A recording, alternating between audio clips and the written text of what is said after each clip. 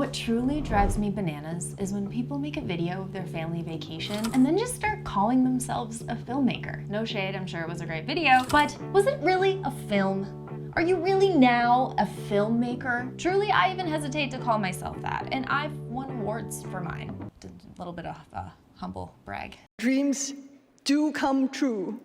It's a big title, okay? And there are so many people who've done way more complex films than I ever had. One thing I do know is what it takes to be a true filmmaker. If you're running around calling yourself one with having any of the qualities I'm about to mention, 1, dear God, stop. And 2, take these tips to heart and you will be well on your way. Now, my first few tips are about the work itself, and then we're gonna get into the personality traits and habits of a filmmaker. Throwing some pretty footage together doesn't make you a filmmaker, okay? Tell a story, make it mean something. And dear Lord, make it make sense. Telling a story through video is hard. There's an entire arc to a storyline. And if you take this story clock notebook, here, for example, this is a great tool to use if you're a beginner filmmaker. It's incredibly helpful at laying out all the plot points of your story. Look at the circle. This is how you fill it out. That story clock notebook is incredibly helpful at laying out all the plot points in your story. What most people forget about a great story is that it isn't just a character, a problem, a conflict, and a resolution. There's growth, a challenge, a need, and a lesson. For example, let's take Disney's film Encanto because, well, I just watched it. And in short, Encanto is about a family that is gifted with supernatural powers, except for our one main character, Mirabel. Now, in short, the family's powers are threatened, and Mirabel has to save the family's magic, etc., etc. But the real story here is about open communication. It's about embracing imperfections, and that everyone is worthy of love and acceptance for just how they are. Catch my drift? Now, this you've probably considered because it's a bit obvious, but just hang on for a sec because you don't know why this is so important and how this affects the success of your film. If your footage doesn't look professional and the way you're cutting it together isn't seamless, then it's just distracting. The other week, I saw my friend Danny's film, I Think I'm Sick, and when we were all discussing what we liked about it after watching it, we all shared that initially when the film started, we were all like hyper fixated on how it was shot, how it was edited, the acting, the lighting, everything. Studying, observing, judging, whatever you want to call it. But at some point, we all just kind of like gave into the story, and it was so well done that we unconsciously stopped watching and then just became engrossed in the film. That is the sign of a great film. It's got to feel effortless to watch. This is way more important than you think because bad audio can actually trick your brain into thinking that what you're seeing is actually lower quality than what it actually is. It cheapens your production as a whole. So listen to this. This audio is from the on-camera mic and has 0 post-processing. Now let's go ahead and add in a different music track that makes absolutely no sense for this part of the video.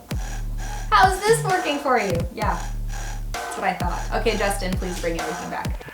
Thank you. Now that's why you need a music subscription service like Audio, who is also sponsoring today's video. Audio is a music subscription service that has a highly curated catalog of music and sound effects. It's the most affordable music licensing there is from real artists so that it doesn't feel like stock music. It's got easy to use filters from theme to instrument to genre and mood, making it fast to find what you're looking for. So why is it so affordable? The Audio Pro license gives you unlimited downloads to all their music and sound effects. So if you use the link in my description, you'll get access to the Audio Pro plan for 70% off, driving the price down to only $59.70 for the whole year. So that's only $4.90 per month. Now that license doesn't just cover you for YouTube, it covers you for everything you could possibly need. So that's for video games, podcasts, TV, films, even client work. So use the link in my description to sign up and get access to the Pro plan for 70% off. That's a crazy deal. Right? Now let's get into some of the personality traits that make up a great filmmaker. A great filmmaker not only has great ideas, but they have vision. They know their production inside and out. They can describe everything about their film in detail. I use the word vision because it's like they can see the entire thing in their mind before it even becomes a reality. At the end of the day though, your ideas won't be able to come to life without collaboration. Understanding how to work with people effectively as a team and being able to articulate your ideas is a tough skill. If you can't do this, your great idea will always just live in your head and you'll never actually be able to bring that idea to life the way you imagined it. Now, if you don't believe in yourself, No one will. How are you supposed to convince people to fund, support, or collaborate with you on your great film if you aren't confident in yourself? You have to have the ability to lead a team. Now, what makes a great leader? I had to Google this because we're getting a bit outside my job description now, but some words that came up when I did Google it were strategic thinking, delegation, communication, integrity, empathy, flexibility, and enthusiasm. Overall, your job is to inspire others and guide them towards a common goal.